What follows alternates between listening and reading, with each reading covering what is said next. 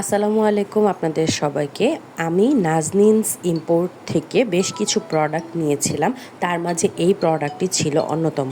কম বেশি সবাই এই প্রোডাক্টটা সম্পর্কে জানেন। এটা হচ্ছে রোজ বাথ সল্ট। মূলত আমার মিল্ক ফ্লেভারটা নেওয়ার ইচ্ছা ছিল, কিন্তু নাজনীনস ইম্পোর্টের মডারেটর আপুরা আমাকে বললেন যে রোজ ফ্লেভারটা আমার স্কিন টোনের জন্য ভালো হবে। এটার স্মেলটা খুবই সুন্দর, এতে রয়েছে ন্যাচারাল সল্ট এবং চিনি, তাছাড়া গোলাপের অন্যান্য গুণাগুণ এবং হোয়াইটেনিং কিছু উপাদানও রয়েছে। ভিডিওর শুরুতে প্রোডাক্টটা দেখে বুঝতেই পারছেন যে আমি অলরেডি অর্ধেকের বেশি প্রোডাক্ট ইউজ করে ফেলেছি, আর আমার কণ্ঠ শুনেও বুঝতে পারছেন যে আমার ঠান্ডা লেগেছে, যার কারণে আমি নিজে এটার ইউজিং প্রসেসটা আপনাদের সাথে শেয়ার করতে পারছি না।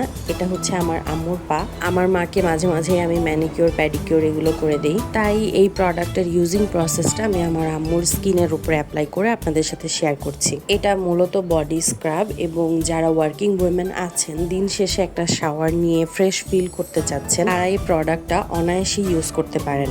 এটা একদম ইজি টু ইউজ। সাধারণ বিউটি স্যালন বা বিউটি পার্লারগুলোতে যেভাবে প্যাডিকিওর করা হয়, আমি সেই প্রসেসটাই অ্যাপ্লাই করেছি। কুসুম গরম পানিতে আমার মায়ের পা ভিজিয়ে রেখেছিলাম প্রায় 5 মিনিটের মতো।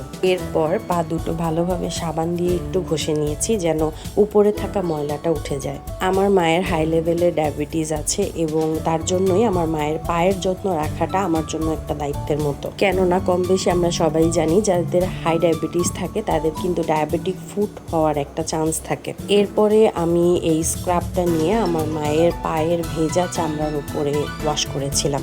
আমি স্ক্রাবটি নিয়ে মোটামুটি 10 মিনিটের মতো আমার আম্মুর পা ভালোভাবে ঘষেছি, যেটাকে শুদ্ধ ভাষায় স্ক্রাব বলে। এবং এই বাথ সল্টটা আমার মায়ের পায়ের ভেজা চামড়ার উপরে নিয়ে যখন আমি স্ক্রাব করেছি, কোনো ধরনের কোনো অন্য প্রোডাক্ট ইউজ করিনি, অর্থাৎ কোনো লোফা বা কোনো ব্রাশ আমি ইউজ করিনি। আমি সিম্পলি আমার হাত দিয়েই সেই বাথ সল্টটি নিয়ে আমার আম্মুর পায়ের ভেজা চামড়ার উপর ভালোভাবে ঘষেছি। স্ক্রাব করার পরে আমি 10 মিনিট করে পা দুটো রেখে দিয়েছিলাম ব্রাইটনিং ইফেক্টটার জন্য। এবং এখানে আপনারা দেখে বুঝতেই পারছেন যে আমার আম্মুর স্ক্রাবিংয়ের পূর্বে পা কিরকম ছিল আর স্ক্রাবিংয়ের পরে পাটা কেমন হয়েছে। আমার মায়ের সানট্যানের অনেক সমস্যা আছে, কিন্তু এই প্রোডাক্টটা ইউজের ফলে আমার আম্মুর সানট্যান অনেকটাই কমে গিয়েছে। এবং আশা করি দেখতেই পারছেন যে আম্মুর পা আগের চেয়ে কতটা ব্রাইট হয়েছে। তাই আমি বলবো, for removing suntan and a brightening skin, you can use this product. দেখা হবে পরের ভিডিওতে। আল্লাহ হাফেজ।